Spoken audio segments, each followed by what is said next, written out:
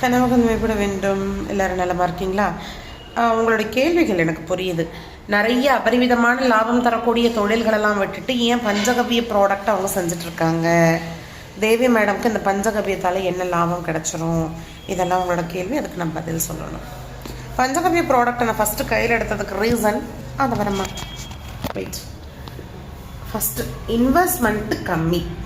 ஒரு தொழிலை நம்ம செய்யும் பொழுது போட்டிகள் இருக்கான்னு பார்க்கணும். அதுதான். அடுத்து 2வது போட்டி இல்லாத தொழில். அடுத்து 3வது என்னை சார்ந்த பெண்களுக்கு தோழிகளுக்கு வேலை வாய்ப்பு கொடுக்கணும். வீட்டில் டிகிரி படித்து சும்மா இருக்கோம், நாங்கள் 2 மாடு வச்சுருக்கோம், எங்களுக்கு எப்படி நீங்கள் வேலை கொடுக்க முடியும்? 4வதாக ஒரு விஷயம் இருக்குது, அதுதான் கர்மா கிளியர் ஆகிறது. பசுவுக்கு ஒரு வாயுரை கொடுக்கும் பொழுது, அதாவது உணவு கொடுக்கும் பொழுது 5 பிறவிகளில் நம்ம செய்த பாவங்கள் கர்மாக்கள் 3 தலைமுறைகளுக்கு காணாமல் போகுது. இது நான் சொல்லலை, ரிக் யஜு சாம அதர்வன வேதங்கள் கூறுவது இதுதான். 108 தேவர்கள் வாசம் படுகின்ற கோவுக்கு பசுவுக்கு ஒரு வாயுரை கொடுக்கறது. வாயுரை கொடுக்கறதுனா என்ன? உணவு கொடுக்கறது.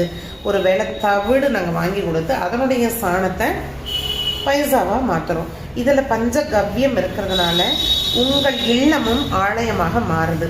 இதை விட பெரிய பெரிய பெரிய பெரிய லாபமும் மன நிறைவும் எந்த தொழிலில் கிடைக்கும்?